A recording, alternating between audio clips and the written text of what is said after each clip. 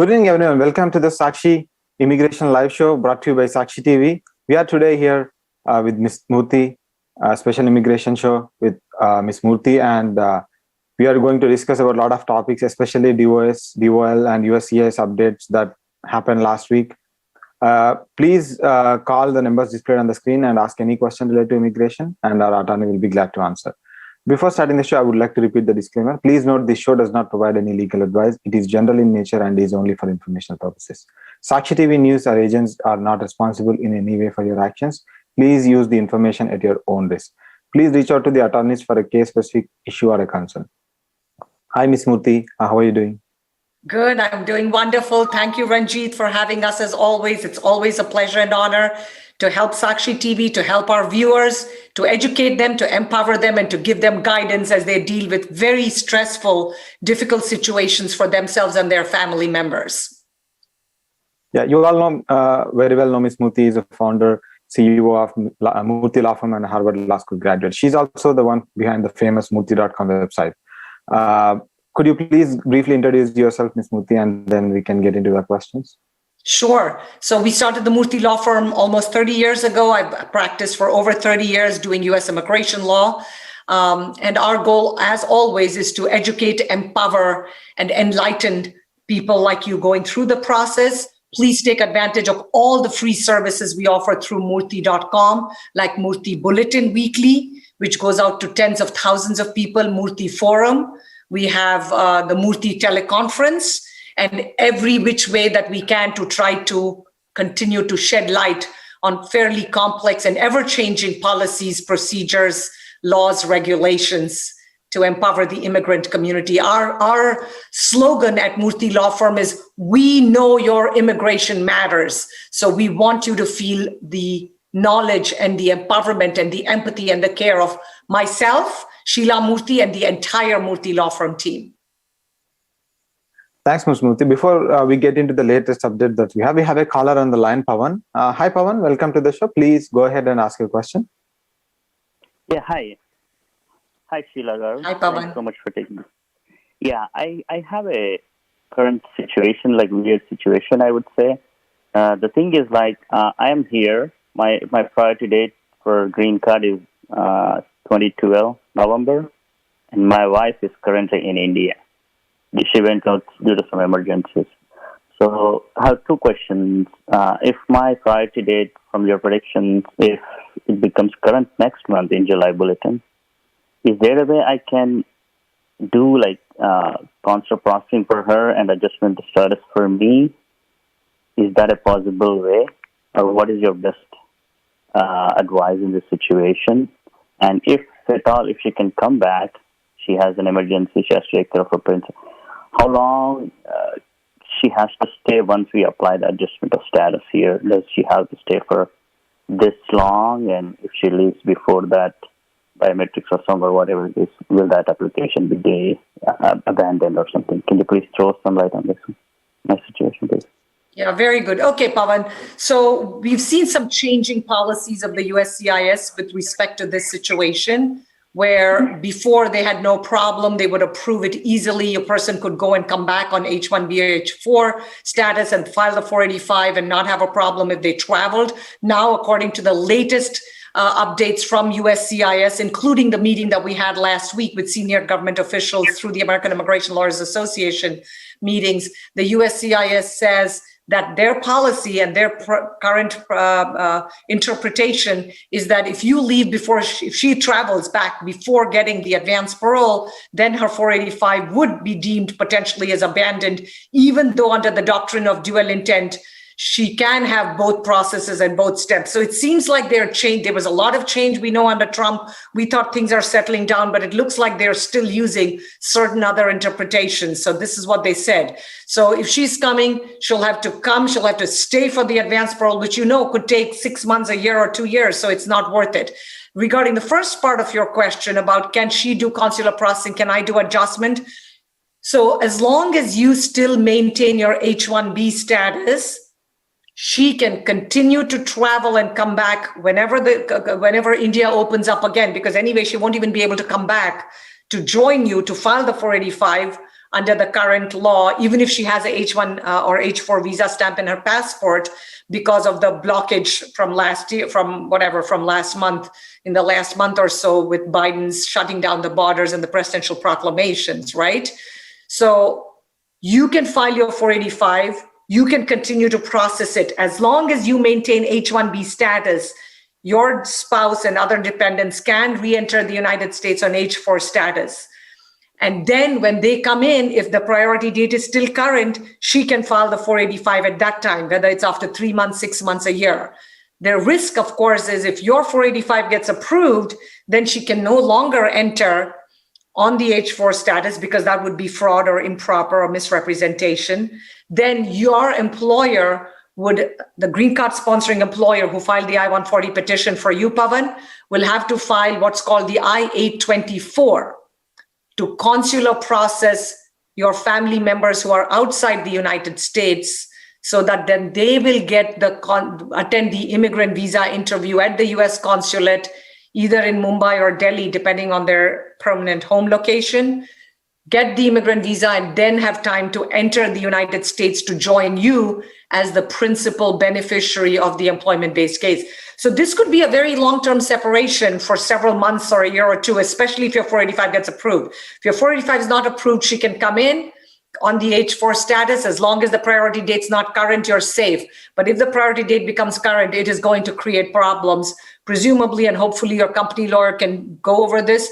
But also, you cannot then change your jobs, like using AC-21, adjustment of status portability, because that is, again, extremely risky, because once you change the employer and the job, your new employer is not going to file, your prior employer is not going to spend their time and money, effort, and energy to help file an 824 for you to help your family members after you have quit employment with them.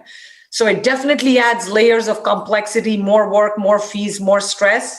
And as long as she understands, you understand what is involved, and you're willing to stay with the same employer for maybe 2 or 3 or 4 years after getting the green card till she enters as a green card holder, then you might be okay. Otherwise, you both have to figure this out and negotiate this. Good luck, Pavan. Thanks, Pavan. Thanks for your call. We have another caller. Let's take the call. Hi, welcome to the show. Please go ahead and ask your question. Hello. Hi, did you call Venkat? Yeah, hi, Venkat. Please go ahead and ask your question. Hi. Yeah, thank you, Sakshi TV and Sheila Murthy ji, for this doing this, and thanks for giving me the opportunity to ask the question. My question is, my priority date is in 2012 under EB2, but last year October we downgraded to EB3 and filed 140 and 485. So I feel like I'm stuck with that, because the in regular process that EB3 downgraded 140s are not getting approved, and my employer is and attorney, they are not willing to do the premium because they are not recommending the premium processing. And then EB2 dates are moving. So, and when I asked them whether they will be doing EB2 for me, they said no, because the interfiling also is taking longer time. So I'm feeling like stuck. Do I have the option of, like, when my EB2 date becomes current, do I have the option to go with another attorney and file the adjustment of status, or what is your advice for me on this one? Thank you. Okay. Good questions. So obviously, this is something, when we spoke to Charlie Oppenheim last week at the Immigration Lawyers Conference, again with the Department of State, U.S. Department of State Open Forum, Charlie said EB2 is going to have to move fast because we have now tens of thousands of people who have filed EB3 cases. So EB3 is going to move much slower. In fact, much, much slower than possibly EB2, because everybody in the world tried to do a downgrade to EB3. So this could result that EB3 will take way longer than EB2, though right now, of course, EB3 is still a little ahead of EB2 because of the number of people from India, Indian nationals primarily filing in EB2 originally. So in your type of situation, you really have to look at it. If the employer is no longer willing to guide you, help you, because they feel they've already spent a lot of their maybe budget filing the green card and then downgrading it and filing 485 for you and family members, Venkat, one potential option could be, because the 485, as you know, becomes, you can enjoy the benefit of adjustment of status portability once the I-140 is approved and the 485 has been pending for more than 180 days. The problem here is your EB3 I-140 is not approved. However, your EB2 I-140 was approved many years ago, right? From maybe 2012, 2013, 2014. So what you could do is request the company or the employer, or if they're not willing to help you, you could pretty much possibly, and again, there's some gray area in this, because remember, the I-140 by law belongs to the employer, the 485 by law belongs to you and to each of your family members for their respective 485 adjustment of status applications.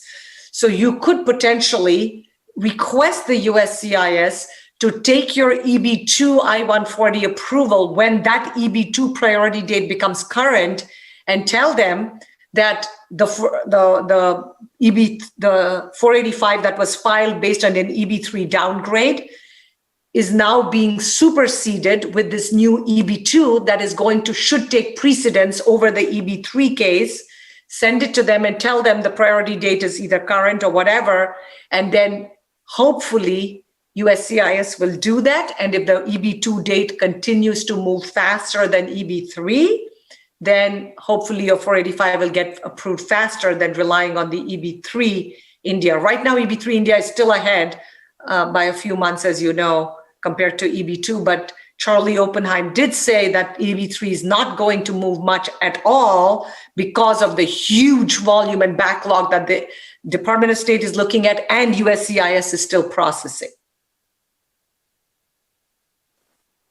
Thanks, Ms. Smriti. Thanks for your advice. We have another caller, Gaurish from California. Hi, Gaurish. Welcome to the show. Please go ahead and ask your question.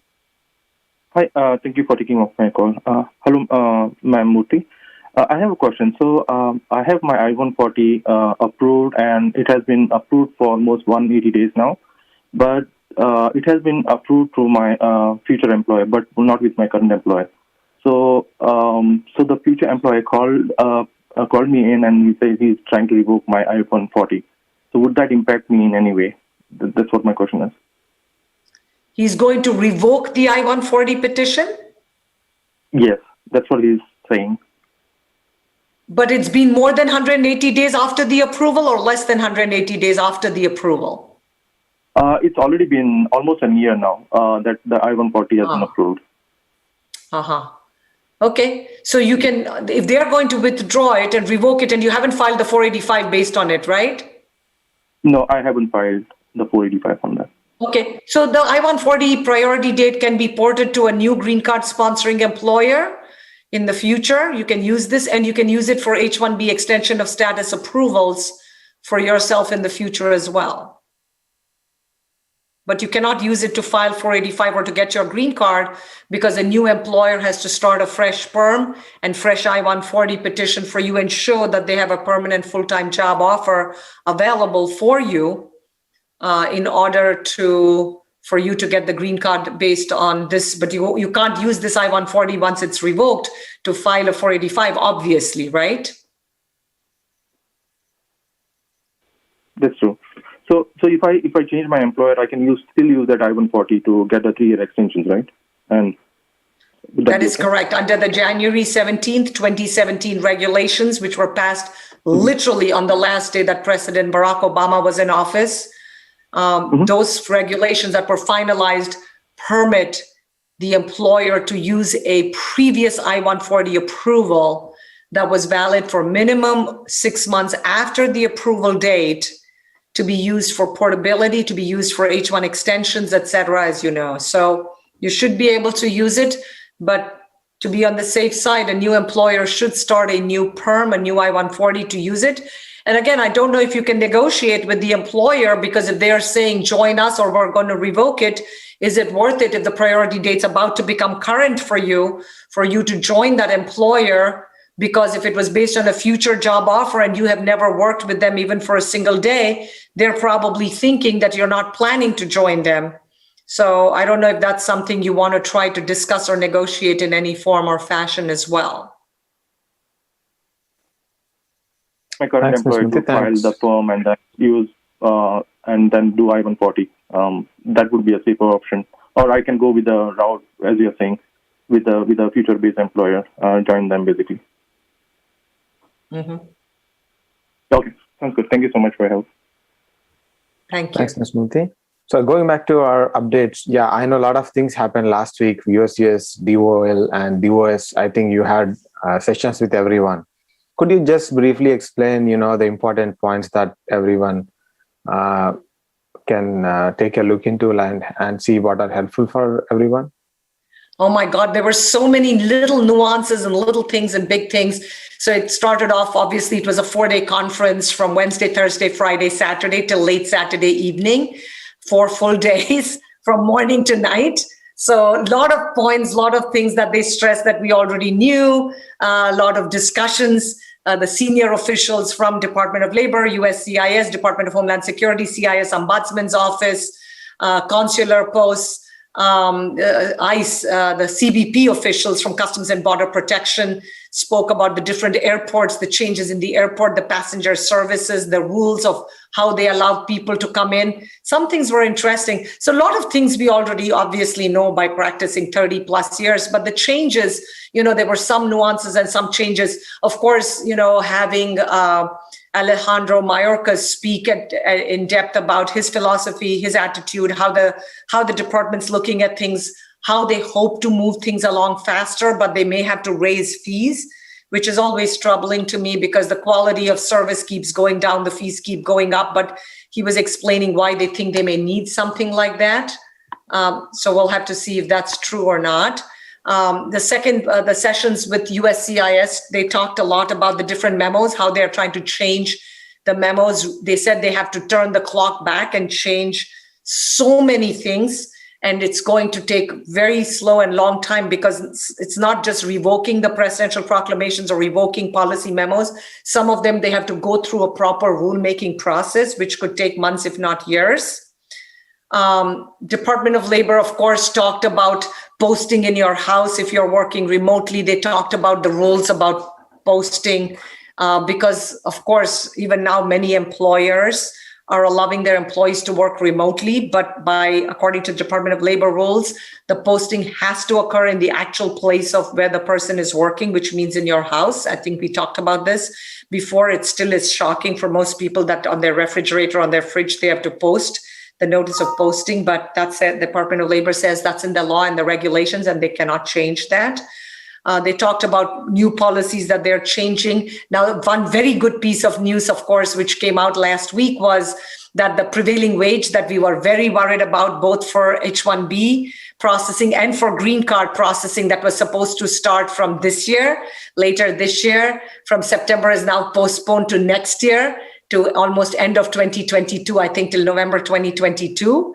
But we can expect a lot of lawsuits to be filed on this particular issue because obviously employees, plus the way the law, H-1B law itself is written, it is not legal to say that we are going to do random lottery based purely on grade levels and salary paid to the employee. So employers and AILA, American Immigration Lawyers Association, will probably file some type of lawsuits through willing employers who are willing to cooperate in the lawsuits. And the CBP, the Customs and Border Protection, said that if a person has a visa, whether you have a green card, for example, and you're out of the country, you can try to come in if you have a green card. You can also contact the CBP, Passenger Liaison Services, and there's something called the CBP Passenger Information Services, Passenger Liaison Services, before you board the flight, that they can talk to CBP in the United States and say that, please allow this person to come in. Because if you have an H-1 visa, for example, and even though you're not permitted because of the ban, the presidential proclamations, if you can show that you're exempt by keeping proof of the paperwork, because what the CBP in the airport in which you're landing, like for example, it's Washington, Dulles, or JFK, or San Francisco, or IAD, Chicago, ORD, etc. They can actually issue a letter to the airline saying, we will not penalize you for bringing this person over because they have a green card, but they have been out of United States for more than 1 year.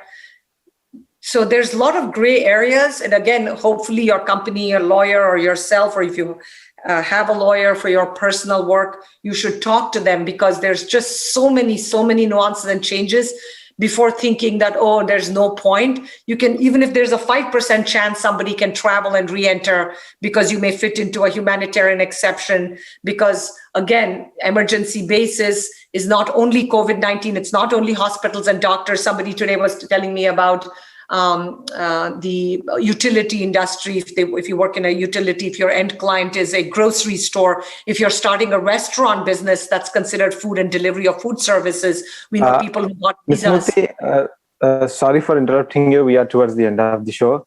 So we'll discuss all these again next week. We have a lot of topics to discuss. Thanks for everyone for calling. It was a great show with interesting topics and questions.